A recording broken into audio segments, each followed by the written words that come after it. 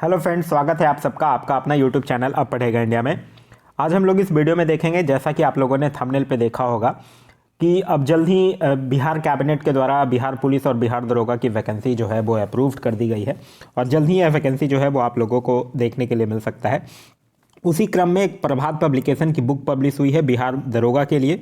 यहाँ आप देख सकते हैं बिहार दरोगा प्रारंभिक परीक्षा 2023 के लिए यह बुक पब्लिश हुई है, जिसमें कि 40 प्रैक्टिस सेट जो है वो दिया गया है। उसी बुक से आज मैं आप लोगों के लिए प्रैक्टिस सेट लेकर आया हूँ, जो कि प्रारंभिक परीक्षा 2023 के मद्देनज़र रखते हुए यह बुक जो है वो लॉन्च की गई है, जिसमें 40 प्रैक्टिस सेट है। वो प्रैक्टिस सेट मैं एक एक करके आप लोगों के समक्ष लेकर आऊँगा। तो आज का जो हमारा प्रैक्टिस सेट नंबर है वो है प्रैक्टिस सेट नंबर 1। इसका अगर आप लोगों को पीडीएफ चाहिए तो पीडीएफ के लिए वीडियो के दिए गए डिस्क्रिप्शन लिंक से जाकर टेलीग्राम ग्रुप ज्वाइन कर सकते हैं, या फिर टेलीग्राम में जाकर सर्च कर सकते हैं अब पढ़ेगा इंडिया। वहाँ जो ग्रुप आएगा उसको ज्वाइन कर लीजिए, वहाँ इसका पीडीएफ जो है वो प्रोवाइड करवा दिया जाएगा। तो चलिए अब बढ़ते हैं अपने क्वेश्चंस की तरफ। आज का जो हमारा पहला क्वेश्चन है वो यह कह रहा है कि भारतीय उपमहाद्वीप में कृषि के प्राचीनतम साक्ष्य जो है वो कहाँ से प्राप्त हुए हैं। इसका सही आंसर होगा वो होगा ऑप्शन नंबर सी, मेहरगढ़। भारतीय उपमहाद्वीप में अगर देखा जाए तो कृषि के प्राचीनतम साक्ष्य जो हैं वो नवपाषाण कालीन प्राचीन बस्ती के पाकिस्तान में स्थित बलूचिस्तान प्रांत में मेहरगढ़ से प्राप्त हुआ है। याद रखिएगा, गंगा घाटी में धान की खेती का प्राचीनतम प्रमाण जो है वो लुहारदेव से भी मिला है। नेक्स्ट है कि ऋग वैदिक काल में निष्क किस अंग का आभूषण था। निष्क जो था वो सोने का एक आभूषण होता था जो कि गले में पहना जाता था। तो इस क्वेश्चन का जो सही आंसर होगा वो होगा ऑप्शन नंबर बी, गला का। नेक्स्ट है कि उत्तर वैदिक काल में निम्नलिखित में से किन को आर्य संस्कृति का धूर समझा जाता था। तो आर्य संस्कृति का धूर जो है वो कुरु और पंचाल को समझा जाता था। तो इस क्वेश्चन का सही आंसर होगा वो होगा ऑप्शन नंबर सी, पुरु एवं भरत मिलकर कुरु और तुर्बस एवं कृवि मिलकर पंचाल जो है वो कहलाते थे। नेक्स्ट है कि निम्नलिखित में से किस देवता को कला में हल लिए प्रदर्शित किया गया है। तो कला में हल लिए प्रदर्शित किस देवता को किया गया है। बलराम को किया गया है, जो कि भगवान विष्णु के 10 अवतारों में से भी एक हैं। तो इस क्वेश्चन का जो सही आंसर होगा वो होगा ऑप्शन नंबर बी, बलराम को। नेक्स्ट क्वेश्चन है क्वेश्चन नंबर 5। कह रहा है कि लुम्बिनी गौतम बुद्ध का जन्म स्थान था, इसका समर्थन किसके एक अभिलेख से होता है। तो मौर्य सम्राट अशोक जो था उसके अभिलेख में भी इसकी पुष्टि होती है कि गौतम बुद्ध का जन्म स्थल जो था वो लुम्बिनी था। तो इस क्वेश्चन का जो सही आंसर होगा वो होगा option number A, Ashok. Next है कि निम्नलिखित में से किसने गिरनार क्षेत्र में जल संसाधन व्यवस्था के लिए सर्वप्रथम पहल किया था। तो गिरनार क्षेत्र में जल संसाधन व्यवस्था के लिए सर्वप्रथम पहल जो है वो चंद्रगुप्त मौर्य, जो कि मौर्य वंश का संस्थापक था, उसने किया था। तो इस क्वेश्चन का जो सही आंसर होगा वो होगा option number A, Chandragupta Maurya. Next है कि निम्नलिखित में से किस गुप्त राजा का एक अन्य नाम जो था वो देवगुप्त था। तो देखिए, देवगुप्त हो गया, देवराज हो गया, देवश्री हो गया, यह सब जो है वो चंद्रगुप्त द्वितीय का दूसरा नाम था। तो इस क्वेश्चन का जो सही आंसर होगा वो होगा ऑप्शन नंबर बी, चंद्रगुप्त द्वितीय। चंद्रगुप्त द्वितीय जो था वो विक्रमांक और परम भागवत की उपाधि भी धारण किया था।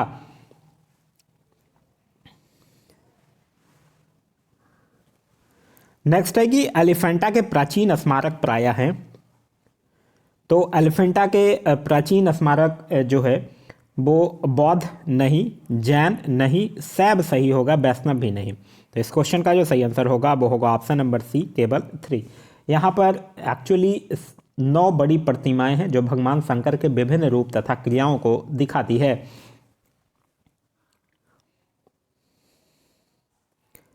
नेक्स्ट है कि मात्र एक मुट्ठी बाजरे के चक्कर में मैंने अपना पूरा साम्राज्य खो दिया होता। इस कथन को आप किस मध्यकालीन शासक से संबंध करेंगे। देखिए, एक्चुअली यह बात है शेरशाह सूरी की। जब शेरशाह सूरी जो था वो मारवाड़ के युद्ध में राजपूतों के शौर्य से इतना प्रभावित हो गया था कि उसने कहा था कि मैं मुट्ठी भर बाजरे के लिए लगभग हिंदुस्तान का साम्राज्य खो चुका था। तो इस क्वेश्चन का जो सही आंसर होगा वो होगा option number C, Sher Shah. Next है कि जहांगीर ने टॉमस रो को कहाँ मिलने का अवसर दिया था। तो टॉमस रो जो था वो 1616 में अजमेर में जहांगीर से पहली बार मिलता है, फिर बाद में वह जहांगीर के साथ मांडू और अहमदाबाद भी जाता है।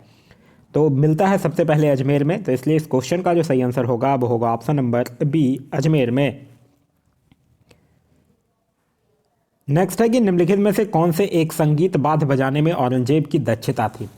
तो औरंगजेब जो था वो बीना बजाने में दक्ष था। तो इस क्वेश्चन का जो सही आंसर होगा वो होगा ऑप्शन नंबर सी, बीना बजाने में। नेक्स्ट है कि निम्नलिखित में से कौन सा युग्म जो है वो सुमेलित नहीं है, यह आपसे पूछ रहा है। अकबर का मकबरा सिकंदरा बिल्कुल सुमेलित है। जहांगीर का मकबरा सहदरा बिल्कुल सुमेलित है। शेख सलीम चिश्ती फतेहपुर सिकरी ये भी सही है। शेख निजामुद्दीन औलिया, शेख निजामुद्दीन औलिया की अगर हम लोग बात करते हैं तो इन्हें ग्यासीपुर दिल्ली में दफनाया गया था, ना कि अजमेर में, तो ये गलत है। तो इसलिए इस क्वेश्चन का जो सही आंसर होगा वो होगा ऑप्शन नंबर डी। नेक्स्ट है कि किसके समय में मराठा राज नाचीज हो गया और पेशवा वास्तविक शासक बन गया। यह किसके समय में हुआ था? यह एक्चुअली बालाजी बाजीराव के समय में हुआ था। ये जब 1750 में संगोली की संधि होती है, उसके द्वारा मराठा छत्रपति जो है वो केवल नाम मात्र के राजा रह जाते हैं और मराठा संगठन का वास्तविक नेता जो होता है वो पेशवा बन जाता है। तो इस क्वेश्चन का जो सही आंसर होगा वो होगा option number C, Balaji Bajirao. Next है कि व्यापार के लिए भारत आने वाले यूरोपीय लोगों में प्रथम कौन थे। तो व्यापार के लिए जो सबसे पहले आए वो पुर्तगाली थे और सबसे बाद में भी गए पुर्तगाली। सबसे नंबर 1 पर आते हैं पुर्तगाली, फिर आते हैं डच, फिर उसके बाद अंग्रेज, फिर डेनिस और फिर उसके बाद फ्रांसीसी। तो इस क्वेश्चन का जो सही आंसर होगा वो होगा ऑप्शन नंबर डी, पुर्तगाली। नेक्स्ट है कि भारतीय राष्ट्रीय कांग्रेस की प्रथम बैठक कहाँ हुई थी। तो भारतीय राष्ट्रीय कांग्रेस का प्रथम अधिवेशन जो है वो 1885 में ब्योमेश चंद्र बनर्जी की अध्यक्षता में बंबई स्थित गोकुलदास तेजपाल संस्कृत विद्यालय में हुआ था। तो इस क्वेश्चन का जो सही आंसर होगा वो होगा ऑप्शन नंबर ए, बंबई में। नेक्स्ट है कि 1880 के दशक में इंडियन मिरर अखबार का प्रकाशन जो है वो कहाँ से होता था। तो 1880 के दशक में इंडियन मिरर अखबार का जो प्रकाशन होता था वो कलकत्ता से होता था। तो इस क्वेश्चन का जो सही आंसर होगा वो होगा ऑप्शन नंबर बी, कलकत्ता में। इंडियन मिरर का जो प्रकाशन है वो देवेंद्रनाथ टैगोर और मनमोहन घोष इत्यादि के द्वारा कलकत्ता से ही किया गया था। नेक्स्ट है कि सुरेंद्र नाथ बनर्जी द्वारा स्थापित उस संगठन का नाम बतलाइए जिसका 1886 में इंडियन नेशनल कांग्रेस में विलय हो गया था। देखिए, वो संस्था का नाम था Indian national conference. Indian national conference को सुरेंद्र नाथ बनर्जी के ही सलाह पर 1866 में भारतीय राष्ट्रीय कांग्रेस में विलय कर दिया गया था। तो इस क्वेश्चन का जो सही आंसर होगा वो होगा option number D, Indian national conference. Next है कि निम्नलिखित में से किसने बर्नाकुलस प्रेस एक्ट का प्रवर्तन किया था। तो बर्नाकुलस प्रेस एक्ट 1878 का प्रवर्तन जो है वो लॉर्ड लिट्टन ने किया था। तो इस क्वेश्चन का सही आंसर होगा वो होगा option number A, Lord Lytton ने। नेक्स्ट है कि भारतीय राष्ट्रीय कांग्रेस के सूरत अधिवेशन 1907 का अध्यक्ष कौन था। तो सूरत अधिवेशन 1907 के अध्यक्ष थे रासबिहारी बोस और इसी अधिवेशन में जो भारतीय राष्ट्रीय कांग्रेस है उसका विभाजन उदारवादी और उग्रवादी के बीच हो जाता है। तो इस क्वेश्चन का जो सही आंसर होगा वो होगा option number A, RB. Ghosh. Next है कि लंदन में इंडियन होम रूल सोसाइटी को निम्नलिखित में से किसने चलाया था। तो इंडियन होम रूल सोसाइटी की अगर बात करते हैं तो इसकी स्थापना 1905 में श्यामजी कृष्ण वर्मा के द्वारा किया गया था। तो इस क्वेश्चन का जो सही आंसर होगा वो होगा option number C, Shyamji Krishna Varma. Next है कि महात्मा गांधी के चंपारण सत्याग्रह का किसने विरोध किया था। तो महात्मा गांधी के चंपारण सत्याग्रह का विरोध जो है वो एन.जी. रंगा के द्वारा किया गया था। तो इस क्वेश्चन का सही आंसर होगा वो होगा ऑप्शन नंबर बी, एन.जी. रंगा। और यही चंपारण सत्याग्रह के दौरान गांधी जी के कुशल नेतृत्व से प्रभावित होकर रविन्द्रनाथ टैगोर जो है वो उन्हें महात्मा की उपाधि प्रदान करते हैं। नेक्स्ट है कि गदर पत्र का प्रथम अंक निम्नलिखित में से किस भाषा में प्रकाशित होता है। आप लोगों को याद होगा कि 1913 में गदर पार्टी की स्थापना होती है लाला हरदयाल के द्वारा सैन फ्रांसिस्को में, और उसके बाद गदर नामक अखबार निकाला जाता है जो कि पहले गुरुमुखी और उर्दू में निकलता था, फिर बाद में जाकर गुजराती और हिंदी में भी निकाला गया था। तो इस क्वेश्चन का जो सही आंसर होगा वो होगा ऑप्शन नंबर ए, यानी कि उर्दू। नेक्स्ट है कि पीर पंजाल श्रेणी जो है वो पाई जाती है। तो पीर पंजाल श्रेणी जो है वो जम्मू कश्मीर में पाई जाती है। तो इस क्वेश्चन का सही आंसर होगा वो होगा option number B, Jammu Kashmir में।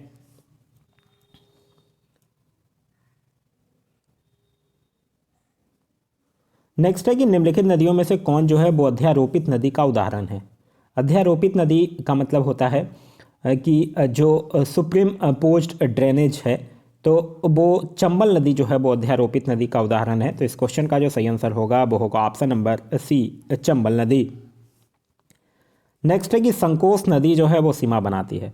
तो संकोस नदी जो है वो असम और पश्चिम बंगाल के बीच सीमा बनाती है। तो इस क्वेश्चन का सही आंसर होगा वो होगा ऑप्शन नंबर सी, असम एवं पश्चिम बंगाल के बीच।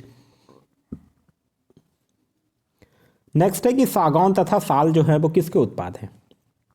तो सागौन और तथा साल जो है वो उष्णकटिबंधीय आर्द्र पर्णपाती वन के उत्पाद हैं। तो इस क्वेश्चन का जो सही आंसर होगा वो होगा ऑप्शन नंबर ए, उष्णकटिबंधीय शुष्क पतझड़ी वन के उत्पाद हैं।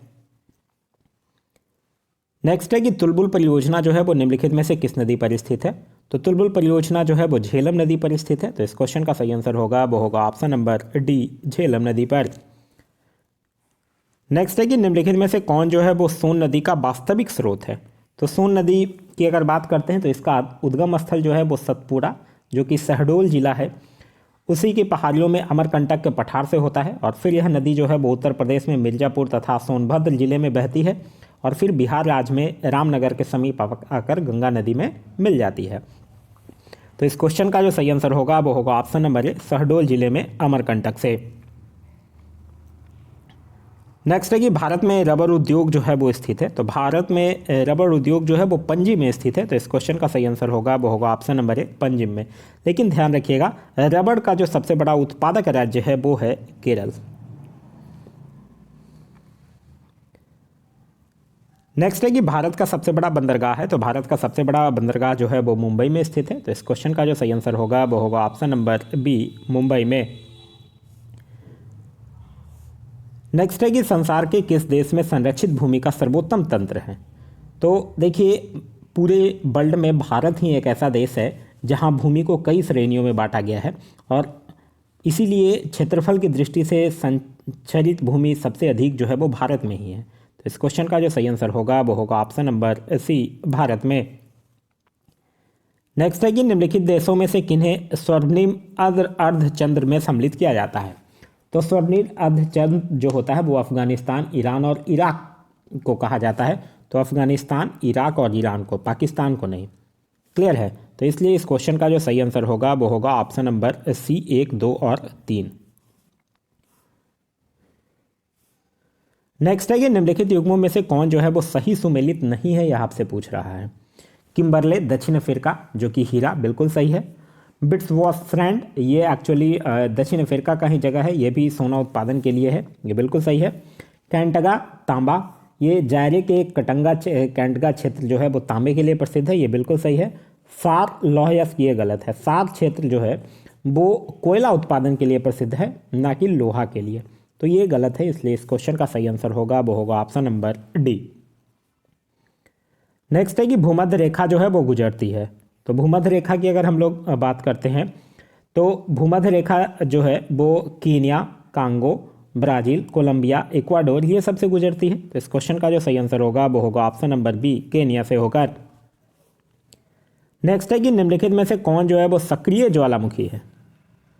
तो सक्रिय ज्वालामुखी की अगर बात करते हैं, कोटोपैक्सी है, फ्यूजियामा है, एटना है, अंकारगुआ नहीं है। तो इस क्वेश्चन का जो सही आंसर होगा, यहाँ पूछ रहा है आपसे कि कौन है, तो 2, 3 और 4 जो है वो है, यानी कि ऑप्शन नंबर डी जो होगा वो आपका सही आंसर होगा। नेक्स्ट है कि निम्नलिखित में से कौन सा युग्म जो है वो सही सुमेलित नहीं है, यह आपसे पूछ रहा है। घाना की राजधानी अक्रा, ये बिल्कुल सही है। केन्या की राजधानी नैरोबी, सही है। नामीबिया की राजधानी विंडहुक, ये सही है। नाइजीरिया की राजधानी रबात, ये गलत है क्योंकि नाइजीरिया की राजधानी जो है वो अबूजा है। तो इसलिए इस क्वेश्चन का जो सही आंसर होगा वो होगा ऑप्शन नंबर डी। नेक्स्ट है कि निम्नलिखित जलडमरू मध्य में से किस जलडमरू मध्य में से एक सुरंग यूनाइटेड किंगडम तथा फ्रांस को जोड़ती है।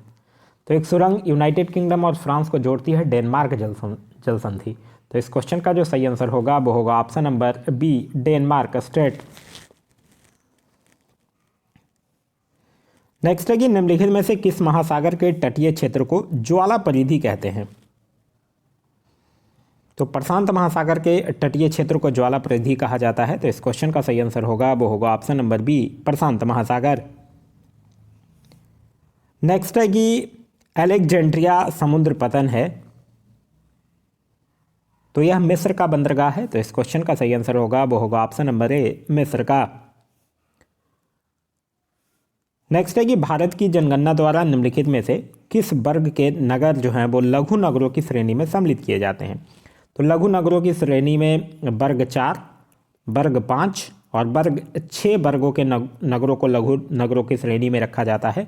तो इसलिए आपका आंसर जो होगा वो सी जो होगा वो सही आंसर होगा। नेक्स्ट है कि भारत में सर्वाधिक नगर जिसमें मलिन बस्तियां प्रतिवेदित हैं वो पाए जाते हैं। तो सबसे ज़्यादा सर्वाधिक नगर वो है जिसमें मलिन बस्तियां प्रतिवेदित हैं, वो है मुंबई, मतलब महाराष्ट्र। तो इस क्वेश्चन का जो सही आंसर होगा वो होगा ऑप्शन नंबर बी, महाराष्ट्र में। नेक्स्ट है कि भारत में प्रथम नियमित जनगणना किस वर्ष की गई थी? देखिए, भारत में प्रथम जनगणना तो 1872 में लॉर्ड मेयो के टाइम में हुआ था, लेकिन फिर प्रथम नियमित जनगणना जो है वो 1881 में लॉर्ड रिपन के समय में हुआ था। तो इस क्वेश्चन का जो सही आंसर होगा वो होगा ऑप्शन नंबर बी, 1881 में। नेक्स्ट है कि किन कारकों ने उत्तरी भारत से दक्षिणी भारत में चीनी उद्योगों को स्थानांतरण में सहायता किया था? गन्ने का प्रति एकड़ उच्चतर उत्पादन, ये बिल्कुल सही है। गन्ने में संग्रह का अधिक होना, ये भी सही है। पेराई का अधिक लंबा मौसम, ये भी सही है। और सस्ता श्रम, ये नहीं, ये सस्ता श्रम तो नहीं था। तो पहला, दूसरा और तीसरा जो है वो तीनों सही है। तो इस क्वेश्चन का जो सही आंसर होगा वो होगा ऑप्शन नंबर सी, पहला, दूसरा और तीसरा सही है। नेक्स्ट है कि निम्नलिखित में से कौन फसलें जो है वो अधिकांशतः निर्वाह मूलक कृषि के अंतर्गत पैदा की जाती है? तो यह कौन सा किया जाता है? मोटा अनाज और चावल किया जाता है। तो इस क्वेश्चन का जो सही आंसर होगा वो होगा ऑप्शन नंबर ए, मोटे अनाज तथा चावल। नेक्स्ट है कि सहकारी इकाइयों की दशा में किस क्षेत्र को विकास की ऊंची दर प्राप्त हुई है? विकास की ऊंची दर किसको प्राप्त हुई है? चीनी को प्राप्त हुई है। तो इस क्वेश्चन का सही आंसर होगा वो होगा ऑप्शन नंबर ए, चीनी। नेक्स्ट है कि किस बैंक ने सर्वप्रथम चीन में अपनी शाखा खोली है? तो चीन में सर्वप्रथम अपनी शाखा जो है वो स्टेट बैंक ऑफ इंडिया ने खोला है। तो इस क्वेश्चन का जो सही आंसर होगा वो होगा option number C, State Bank of India. Next है कि मिश्रित अर्थव्यवस्था का आशय क्या है? तो मिश्रित अर्थव्यवस्था किसको कहा जाता है? सार्वजनिक और निजी क्षेत्र का जिसमें सह अस्तित्व होता है उसी को मिश्रित अर्थव्यवस्था कहा जाता है। तो इस क्वेश्चन का सही आंसर होगा वो होगा ऑप्शन नंबर बी। नेक्स्ट है कि अदृश्य निर्यात का अर्थ क्या है? अदृश्य निर्यात किसको कहा जाता है? तो अदृश्य निर्यात का तात्पर्य है कि जो दिखाई ना पड़े, अर्थात ऐसे निर्यात से है जो होता है पर दिखाई नहीं पड़ता है, यानी कि अलिखित सामान का निर्यात होता है उसमें। तो इस क्वेश्चन का सही आंसर होगा वो होगा ऑप्शन नंबर सी। नेक्स्ट है कि विश्व व्यापार संगठन का मुख्यालय कहाँ है? तो विश्व व्यापार संगठन का मुख्यालय जेनेवा में स्थित है। तो इस क्वेश्चन का सही आंसर होगा वो होगा ऑप्शन नंबर बी, जेनेवा में। नेक्स्ट है कि निम्नलिखित में से कौन सा देश जो है वो विश्व की तीसरी सबसे बड़ी अर्थव्यवस्था है? देखिए, पहले नंबर पे है यूएसए, ठीक है। दूसरे नंबर पे कौन है? दूसरे नंबर पे है जापान। तीसरे नंबर पे आ गया है चाइना। तो इस क्वेश्चन का सही आंसर होगा वो होगा ऑप्शन नंबर डी, चीन। नेक्स्ट है कि एक फसल प्रणाली जिसके अंतर्गत फसलों का रोपण किए गए पेड़ों के कतारों के बीच के स्थान में उगाया जाता है, वो क्या कहलाता है? तो उसको रिले क्रॉपिंग कहा जाता है। तो इस क्वेश्चन का सही आंसर होगा वो होगा option number A, relay cropping. Next है कि जिप्सम की अधिक मात्रा आवश्यक होती है। तो जिप्सम की अधिक मात्रा जो है वो धान की फसल में आवश्यक होती है, क्योंकि जिप्सम जो है वो क्षारीय मिट्टी को ठीक करने के लिए प्रयोग किया जाता है। तो इस क्वेश्चन का जो सही आंसर होगा वो होगा ऑप्शन नंबर ए, धान की फसल में। नेक्स्ट क्वेश्चन कह रहा है कि अरहर का जन्म स्थान है। तो अरहर का जन्म स्थान जो है वो भारत ही है, क्योंकि हड़प्पा काल में भी इसके साक्ष्य जो है वो प्राप्त हुए हैं। तो इस क्वेश्चन का जो सही आंसर होगा वो होगा ऑप्शन नंबर बी, भारतवर्ष।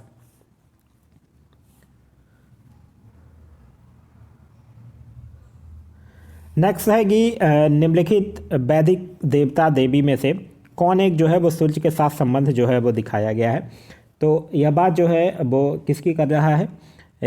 यह बात जो है वो कर रहा है एस्विन की। तो इस क्वेश्चन का जो सही आंसर होगा वो होगा ऑप्शन नंबर ए।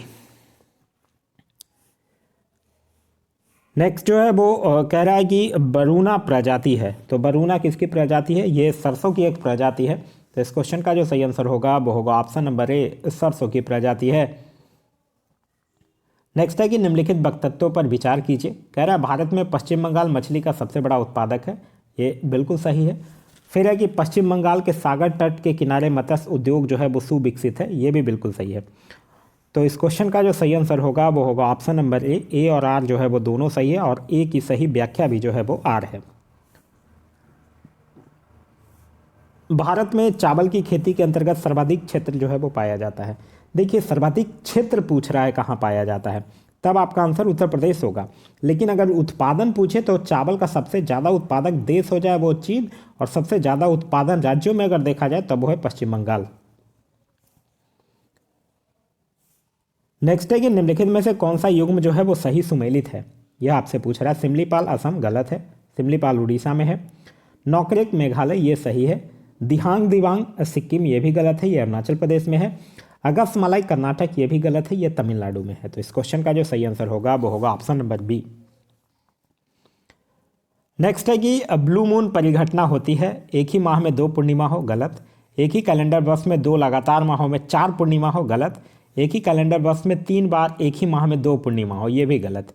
तो इस क्वेश्चन का सही आंसर होगा वो होगा ऑप्शन नंबर डी, उपयुक्त में से कोई नहीं।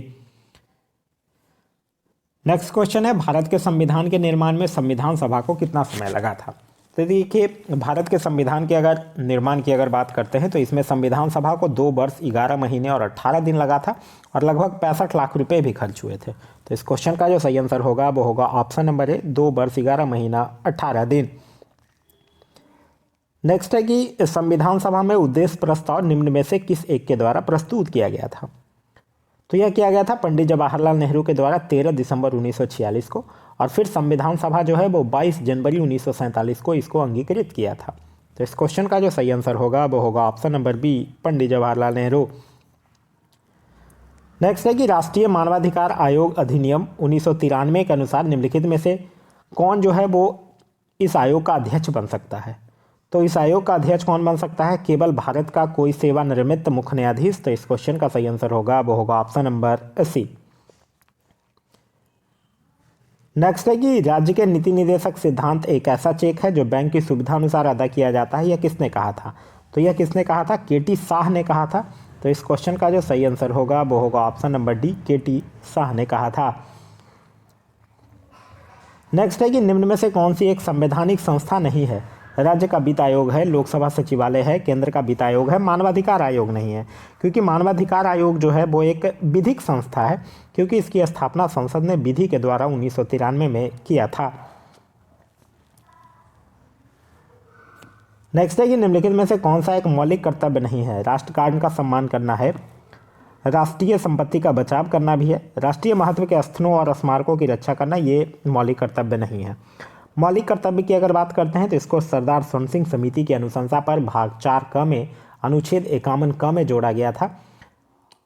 पहले 10 मौलिक कर्तव्य को जोड़े गए थे, फिर 86वां संविधान संशोधन के द्वारा एक और मौलिक कर्तव्य को जोड़ा गया था, और अभी फिलहाल जो मौलिक कर्तव्यों की संख्या है वो 11 है। नेक्स्ट है कि वह राष्ट्र का प्रतिनिधित्व करता है परंतु राष्ट्र का नेतृत्व नहीं करता। यह उक्ति किस पर लागू होती है? तो यह जो है वो राष्ट्रपति पर लागू होती है, क्योंकि भारत में संसदीय शासन व्यवस्था है और इस व्यवस्था में राष्ट्राध्यक्ष जो होते हैं वो नाम मात्र का शासन प्रधान होते हैं और वास्तविक शक्तियां जो होती है वो मंत्रिपरिषद में निहित होता है। तो इस क्वेश्चन का जो सही आंसर होगा वो होगा ऑप्शन नंबर बी, राष्ट्रपति। नेक्स्ट क्वेश्चन कह रहा है कि उपराष्ट्रपति को पदयुक्त करने संबंधी प्रस्ताव जो है वो प्रस्तुत किया जा सकता है। तो उपराष्ट्रपति को अगर पदमुक्त करना है तो राज्यसभा में प्रस्तुत किया जाता है प्रस्ताव, और संविधान के अनुच्छेद 77 के ख के अनुसार उपराष्ट्रपति को राज्यसभा के एक ऐसे संकल्प के द्वारा अपने पद से हटाया जा सकेगा जिसे राज्यसभा के तत्कालीन समस्त सदस्यों को बहुमत ने पारित किया हो और उससे लोकसभा भी सहमत हो। तो इस क्वेश्चन का जो सही आंसर होगा वो होगा ऑप्शन नंबर बी, राज्यसभा में। नेक्स्ट है कि निम्न में से भारत के राष्ट्रपति पर महाभियोग लगाने का अधिकार किसे है? तो भारत के राष्ट्रपति पर महाभियोग लगाने का अधिकार संसद के दोनों सदनों का है। किस स्थिति में? संविधान के अतिक्रमण के आधार पर। तो इस क्वेश्चन का जो सही आंसर होगा वो होगा ऑप्शन नंबर ए, संसद के दोनों सदनों में। नेक्स्ट है कि संविधान असाधारण परिस्थितियों में राष्ट्रपति को राज्यपाल के कृत्यों का निर्वहन हेतु उपबंध कर सकता है। ये कौन से अनुच्छेद के तहत? अनुच्छेद 160 के तहत। तो इस क्वेश्चन का सही आंसर होगा वो होगा ऑप्शन नंबर ए। अनुच्छेद 162 में क्या है? अनुच्छेद 162 कहता है कि राज्य की कार्यपालिका शक्तियों का विस्तार। अनुच्छेद 165 में राज्य के महाधिवक्ता की वर्णन की गई है और अनुच्छेद 310 में संघ या राज्य की सेवा करने वाले व्यक्तियों की पदावधि की बात जो है वो कही गई है। नेक्स्ट है कि निम्न में से कौन सा संवैधानिक विशेषाधिकार राष्ट्रपति का नहीं है? तो कौन सा राष्ट्रपति के पास नहीं है? साधारण बिल को पुनर्विचार विचार हेतु लौटाना ये तो है, वित्तीय बिल को पुनर्विचार विचार हेतु लौटाना ये नहीं है। तो इस क्वेश्चन का सही आंसर होगा वो होगा ऑप्शन नंबर बी। नेक्स्ट है कि निम्नलिखित में से किन परिस्थितियों में राष्ट्रपति जो है वो आपातकाल घोषित कर सकता है? बाह्य आक्रमण हाँ कर सकता है, आंतरिक अशांति नहीं कर सकता है, राज्यों में संवैधानिक तंत्र की विफलता कर सकता है, आर्थिक संकट के रूप में भी कर सकता है।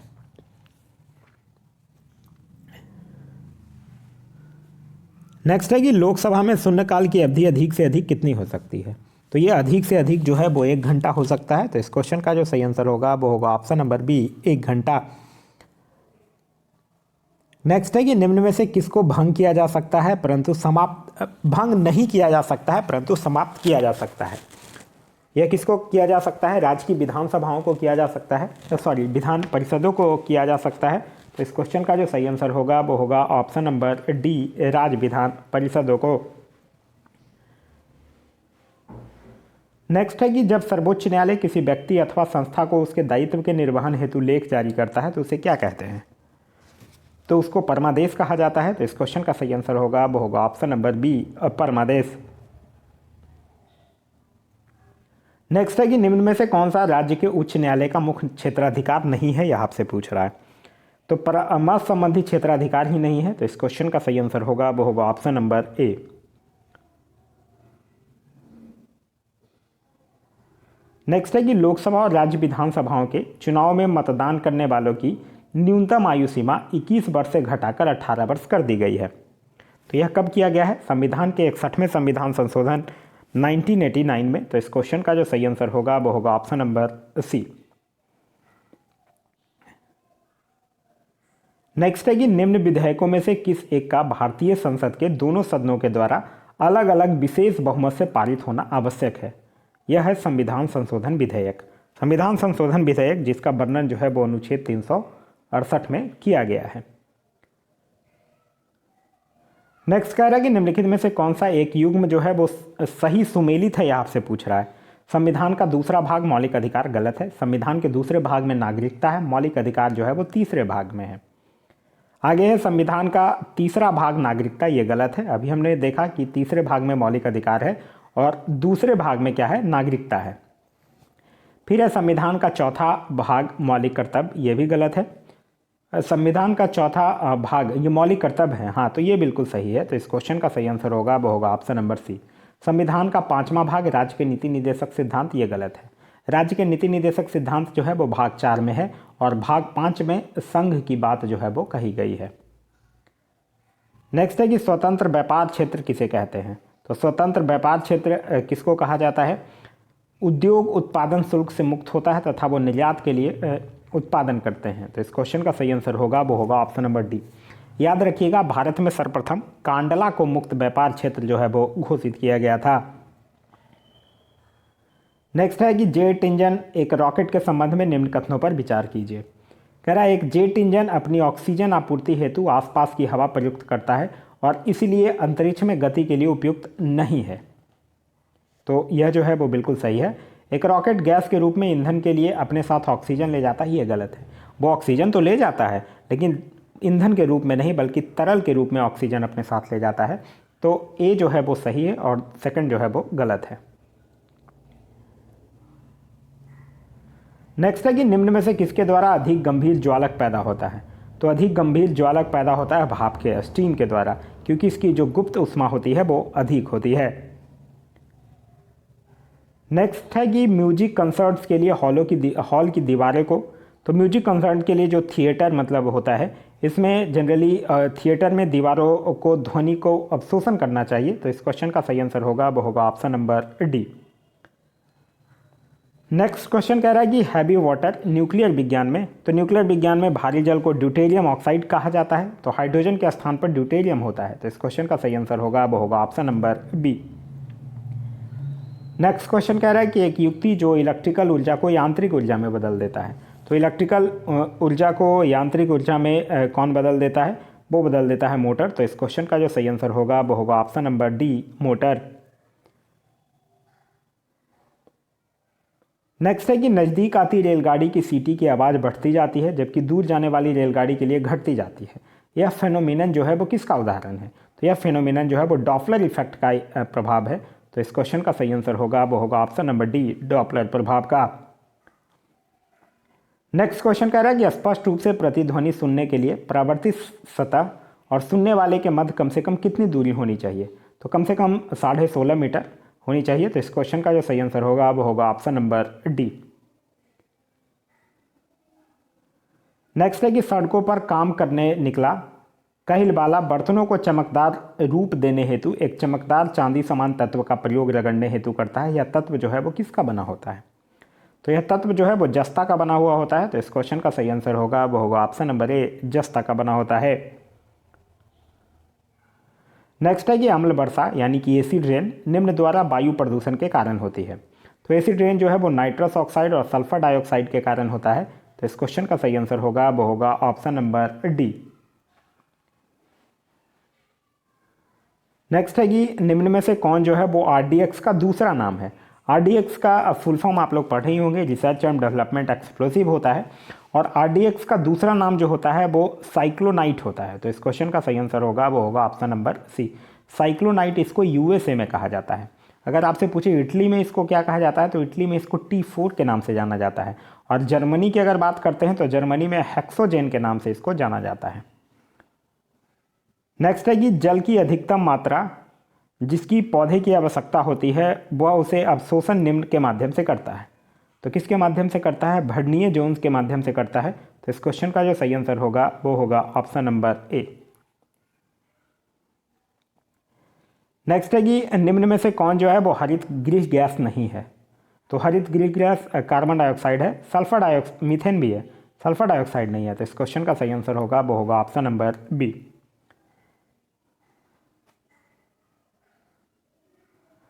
नेक्स्ट क्वेश्चन है कि बिंबिसार ने ब्रह्मदत्त को पराजित कर कौन सा राज्य जीता था?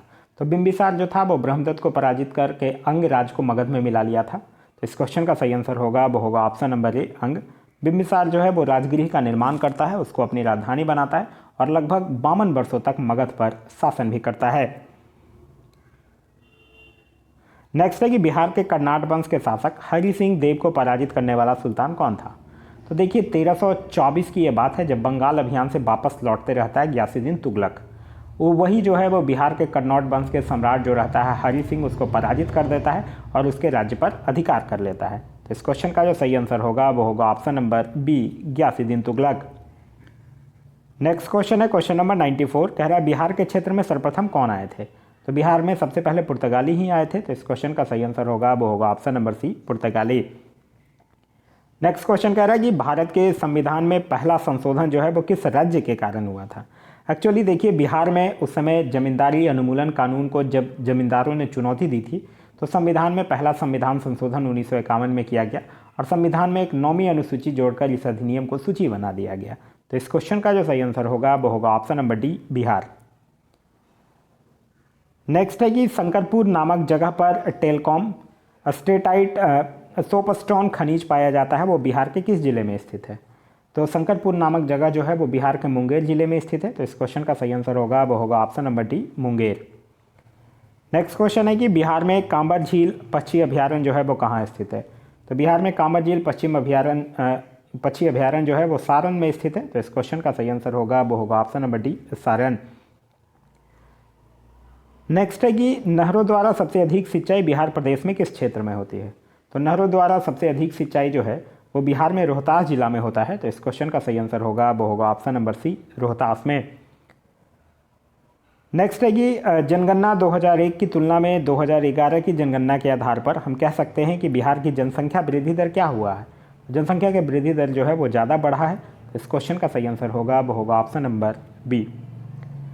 नेक्स्ट क्वेश्चन कह रहा है कि राजगिरी के गिरिकूट पर्वत पर मगध के किस शासक को भगवान बुद्ध ने बौद्ध धर्म में दीक्षित किया था। तो भगवान बुद्ध ने किसको दीक्षित किया था? बिंबिसार को दीक्षित किया था। तो इस क्वेश्चन का सही आंसर होगा वो होगा ऑप्शन नंबर ए, बिंबिसार, जो कि मगध पर लगभग 52 वर्षों तक शासन किया था। तो यह था हमारा आज का वीडियो। आज का वीडियो आप लोगों को कैसा लगा कमेंट करके जरूर बताइएगा। साथ ही साथ इस वीडियो से कुछ सीखने के लिए मिला तो एक लाइक जरूर कर दीजिएगा। वीडियो पसंद आ रहा है तो अपने दोस्तों के साथ शेयर करना ना भूलें। अभी तक आप इस चैनल पर नए हैं या चैनल को सब्सक्राइब नहीं किया तो चैनल को सब्सक्राइब कर लीजिए और साथ ही साथ बेल आइकन दबा लीजिए ताकि हमारे सारे वीडियो के नोटिफिकेशन जो है वो आपको मिलता रहे। इसके अलावा बिहार एसआई का प्रीवियस ईयर का जो पेपर है, जितने भी अभी तक एग्ज़ाम बिहार एसआई के हुए हैं वो सारे प्रीवियस ईयर के क्वेश्चन जो है वो चैनल पे अपलोड कर दिए गए हैं। अगर आप नहीं देखे हैं तो जाकर प्लेलिस्ट से देख सकते हैं। यह आपके आगामी एग्ज़ाम के लिए काफ़ी लाभदायक साबित होगा। Thanks for watching.